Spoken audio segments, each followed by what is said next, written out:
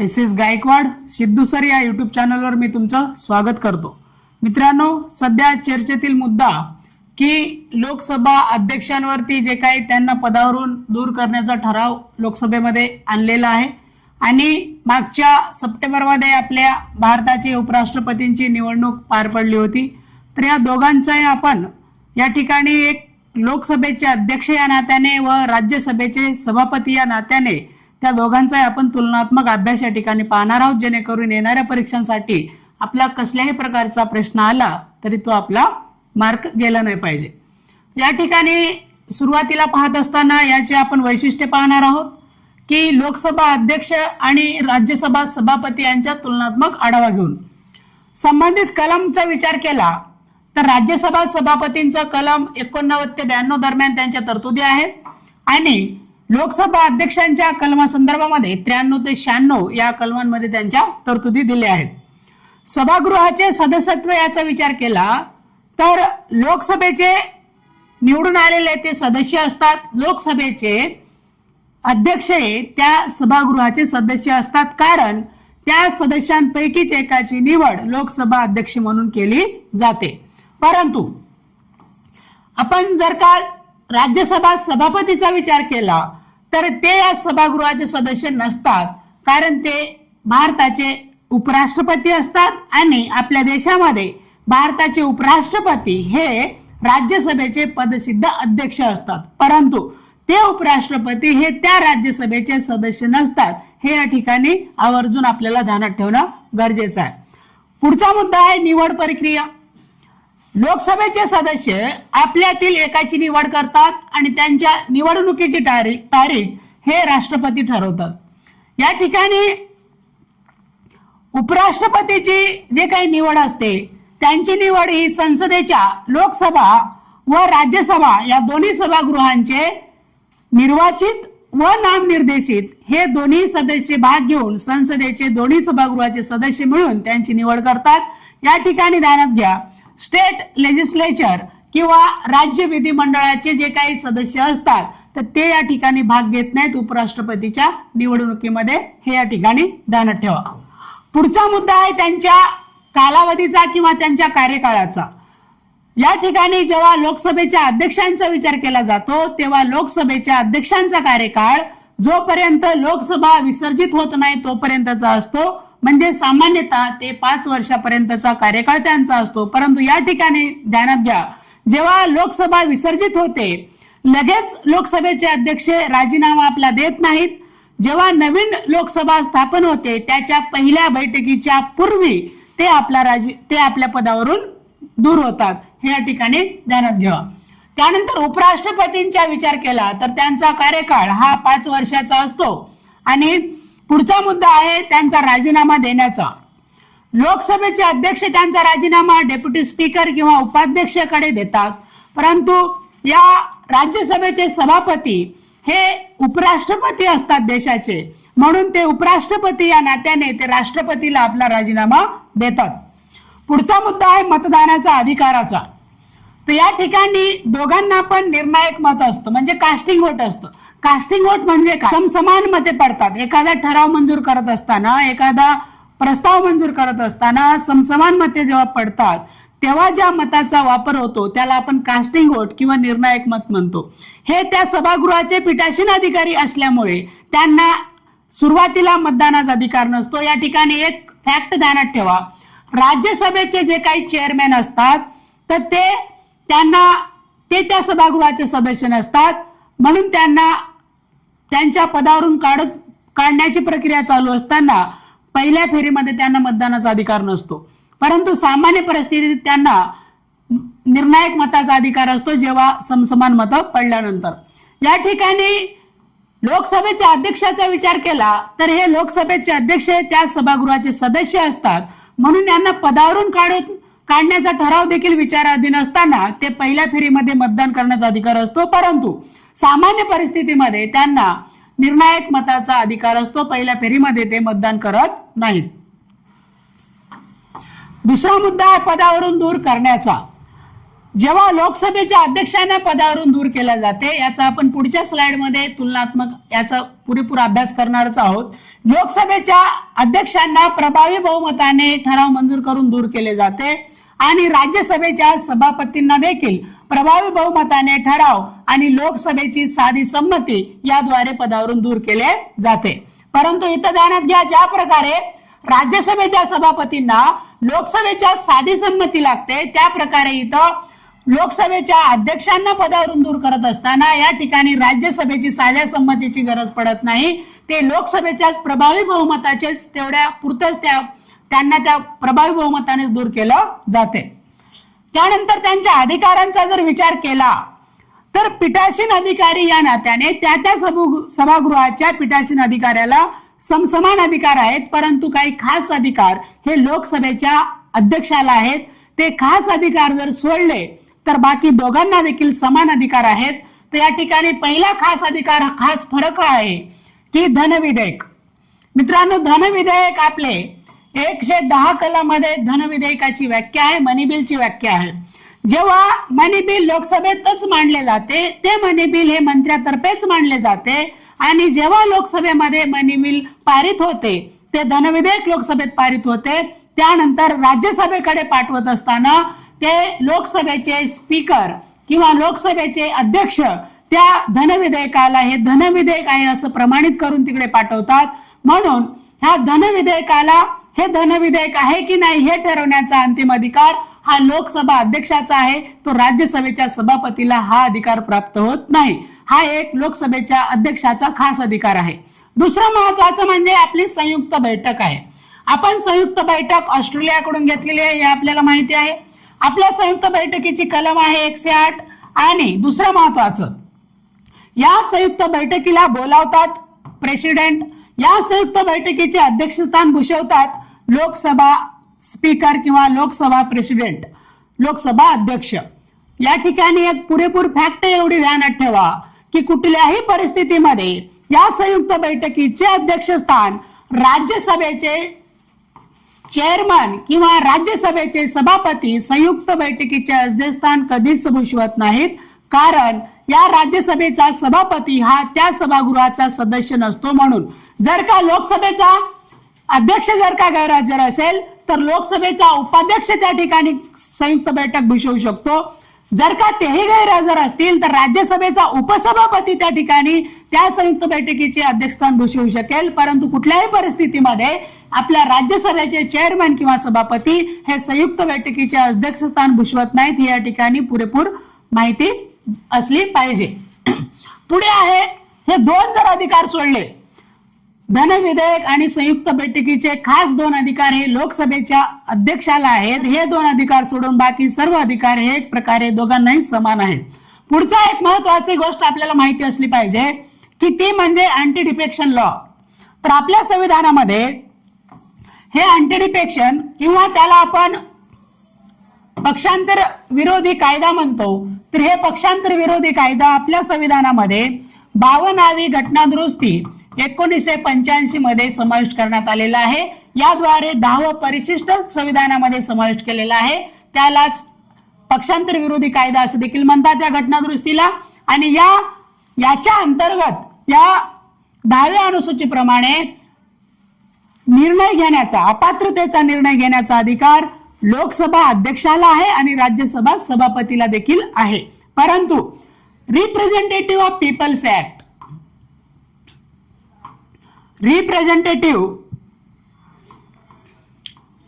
Of people's act 1951 अंतर्गत जर का अपात्रतेचा निर्णय घ्यायचा असेल तर ते राष्ट्रपती घेतात आणि त्या राष्ट्रपतींना इलेक्शन कमिशन ऑफ इंडिया यांच्या सल्ल्याने त्यांना काम करावं लागतं. तो अपात्रतेचा निर्णय ठरवत असताना की लोकसभेच्या अध्यक्षांना पदावरून दूर करण्याचा ठराव सध्या लोकसभेमध्ये आणलेला आहे. तर त्या संदर्भामध्ये कशा प्रकारे त्यांना पदावरून दूर करतात, लोकसभेच्या अध्यक्षाला आणि राज्यसभेच्या सभापतींना, ते या ठिकाणी आपण तुलनात्मकरित्या थोडक्यात पाहणार आहोत. तर वैशिष्ट्य आपण या ठिकाणी पाहू की संबंधित कलम काय. या ठिकाणी आपण पदावरून दूर करण्याची प्रक्रिया पाहत आहोत तुलनात्मकरित्या. तर जेव्हा संबंधित कलमाचा विचार केला तर लोकसभा अध्यक्षांना पदावरून दूर करण्यासंदर्भामध्ये कलम आहे घटनेमध्ये 94 किंवा 94 कलम आहे.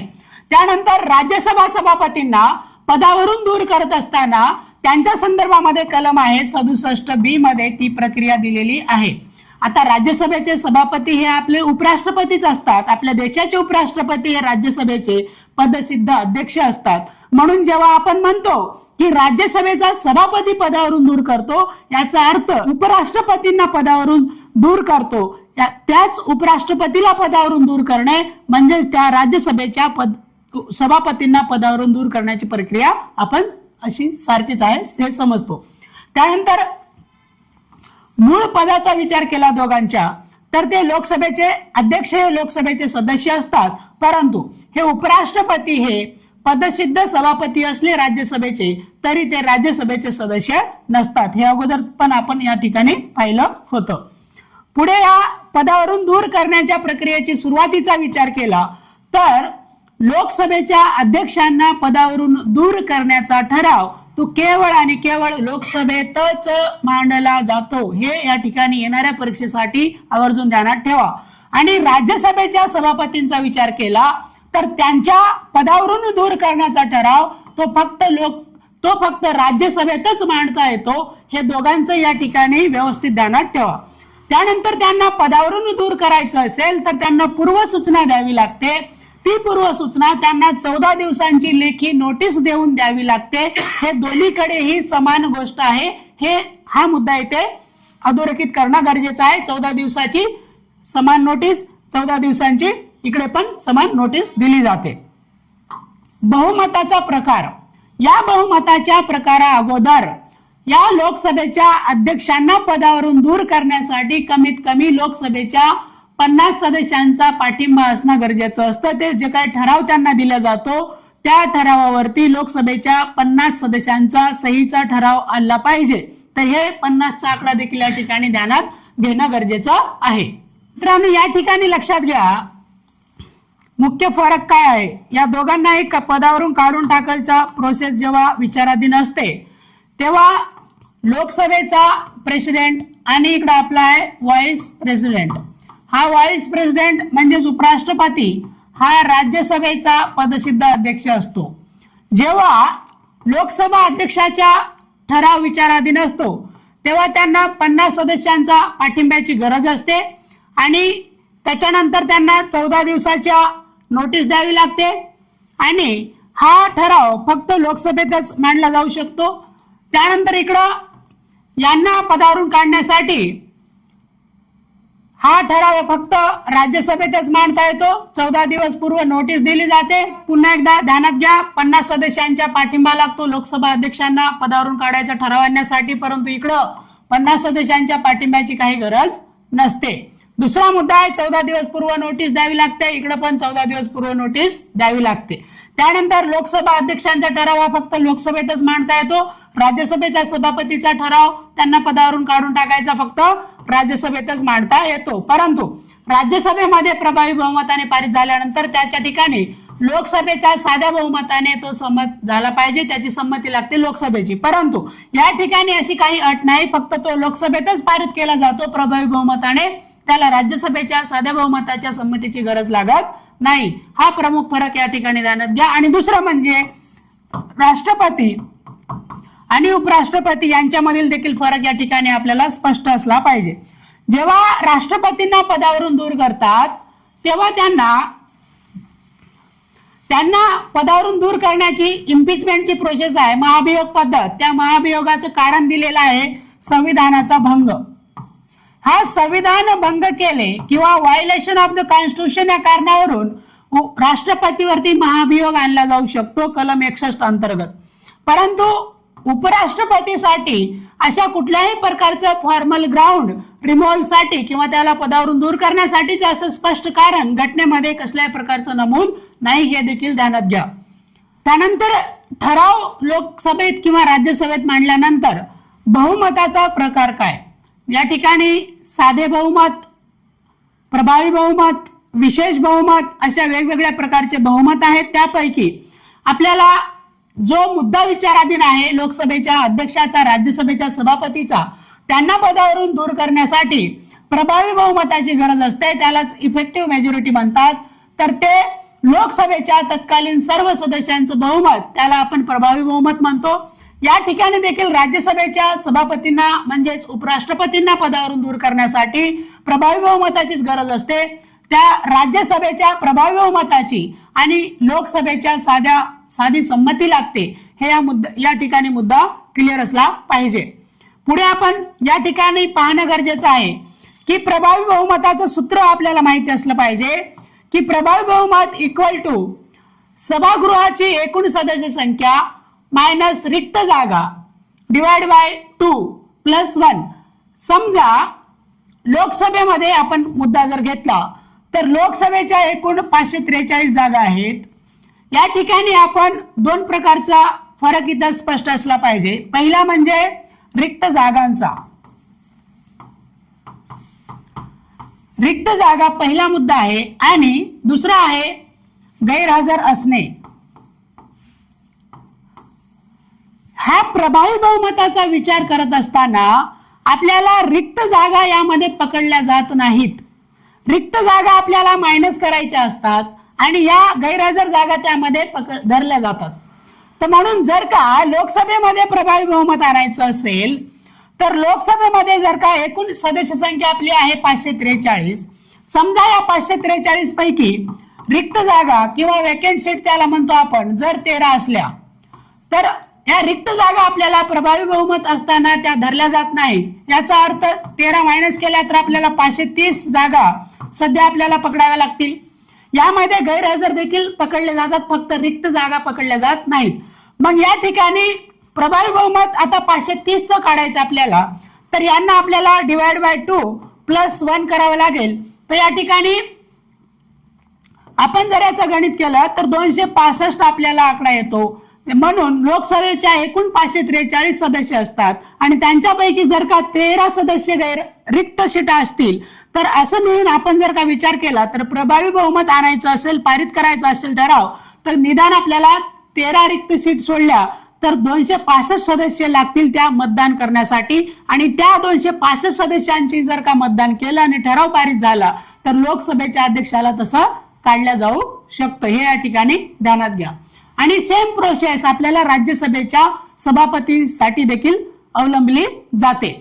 तिथे राज्यसभेमध्ये एकूण समजा मॅक्सिमम स्ट्रेंथ आपली उदाहरण घेतो इथे या ठिकाणी फक्त 250 जर असेल तर यापैकी 10 जर का रिक्त असतील तर आपण 250 मधून 10 मायनस करावे लागतील. उरतील आपले 240. तर या 240 चे निम्मे आपल्याला करावे लागतील. येथील आपले 120 + 1 करावे लागेल. तर 121 सदस्य त्या ठिकाणी त्या मतदान करावे लागतील.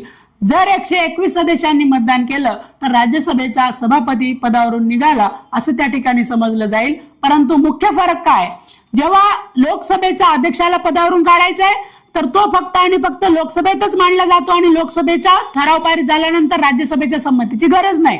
परंतु राज्यसभेच्या सभापतीला पदावरून दूर करताना प्रोसेस सारखीच आहे, फक्त फरक कुठे आहे तर त्यांना प्रभावी बहुमताने राज्यसभेने पारित केल्यानंतर लोकसभेच्या साध्या बहुमताची गरज असते. हे एवढं इथं बारीक फरक तुम्हाला ध्यानात ठेवणं गरजेचं आहे. तर आपण या ठिकाणी बहुमताचा प्रकार बघितला आणि त्या उदाहरणा घेऊन आपण त्या उदाहरणाप्रमाणे कशा प्रकारे ते प्रोसेस पार पडली जाते ते पण बघितलं. आता पुढचा मुद्दा आहे, जेव्हा या ठराव विचाराधीन असतो तेव्हा त्या सभागृहाच्या पीठासीन अधिकाऱ्याला तेथे मतदानाचा अधिकार असतो का नाही हा इथं विचार करणं गरजेचं आहे. मतदानाचा अधिकाराचा विचार केला असता जेव्हा या पीठासीन अधिकाऱ्यांना पदावरून दूर करण्याचा ठराव विचाराधीन असतो तेव्हा लोकसभेचा प्रेसिडेंट किंवा लोकसभेचा अध्यक्ष हे प्रथम फेरीमध्ये मतदान करतो, परंतु राज्यसभेचा सभापती हा त्याला मतदान करण्याचा अधिकार नसतो. असं का? कारण लोकसभेचा जो कोणी अध्यक्ष असतो तो त्या सभागृहाचा सदस्य असतो, म्हणून त्याला पहिल्या फेरीमध्ये मतदान करण्याचा अधिकार मिळतो जेव्हा त्याला पदावरून दूर करायचा ठराव असतो तेव्हा देखील. परंतु आपल्या राज्यसभेचा सभापती हा या सभागृहाचा सदस्य नसतो, म्हणून त्यांना पदावरून दूर करण्याचा ठराव जेव्हा विचाराधीन असतो तेव्हा यांना वोटिंगचा अधिकार नसतो. हे या ठिकाणी स्पष्टपणे ध्यानात ठेवणं गरजेचं आहे. पुन्हा आता जेव्हा पदावरून दूर करण्याचा ठराव विचाराधीन असतो तेव्हा कलम 96 अंतर्गत तो लोकसभेचा अध्यक्ष सभागृहाचे अध्यक्षपद भूषवू शकत नाही. त्याचप्रमाणे राज्यसभेचा सभापती कलम 92 नुसार जेव्हा तसा ठराव विचाराधीन असतो तेव्हा ते त्या सभागृहाचे सभापती पद भूषवू शकत नाहीत. तर या ठिकाणी पूर्णपणे आपण सुरुवातीपासून पूर्णतेचा लेखाजोखा घेतला. या ठिकाणी येणाऱ्या परीक्षेसाठी एवढे मुद्दे जरी तुम्ही व्यवस्थित केले तरी आपला हक्काचा मार्क या ठिकाणी मिळाल्याशिवाय राहणार नाही. मग आता काय ऐतिहासिक कारणे या ठिकाणी आपण बघणार आहोत की सध्या आपल्या लोकसभेचे अध्यक्ष ओम बिर्ला यांच्या विरोधामध्ये ठराव आणलेला आहे. तर इतिहासामध्ये असं किती वेळा झालेलं आहे ते या ठिकाणी आपण पाहणार आहोत. तर भारतीय संसदेच्या इतिहासामध्ये आतापर्यंत लोकसभा अध्यक्षाला या प्रक्रियेद्वारे पदावरून दूर करण्यात आलेले नाही. ही फॅक्ट मात्र आपल्याला पाठ असली पाहिजे की आजपर्यंत कुठल्याही लोकसभा अध्यक्षाला पदावरून अशा प्रकारे दूर केलेलं नाही. त्यानंतर फक्त असे प्रयत्न झालेले आहेत इतिहासामध्ये. पहिला प्रयत्न झाला होता ग.वा. मावळणकर 1954 ला, जेव्हा ते स्वतंत्र भारताचे पहिले अध्यक्ष आहेत लोकसभेचे आपले ग.वा. मावळणकर, तर त्यांच्या विरुद्ध डिसेंबर 1954 मध्ये असा अविश्वासाचा प्रस्ताव आणला होता, परंतु चर्चेनंतर सभागृहाने ते फेटाळून लावला होता. त्यानंतर हुकुमसिंग 1966 मध्ये त्यांच्या विरुद्ध असा प्रस्ताव आणला होता, परंतु तोही यशस्वी काही झाला नाही. आणि हा ओम बिर्ला यांच्या विरोधातला आता सध्या चालू असलेला मुद्दा आहे. तर या ठिकाणी आपण सविस्तररित्या या दोन्ही जणांना कम्पेअर करून तुलनात्मकरित्या राज्यसभा सभापती आणि लोकसभा अध्यक्षांना आपण या ठिकाणी अभ्यासलं. आशा करतो की हे मुद्दे तुमच्यासाठी क्लिअर झाले असतील. धन्यवाद.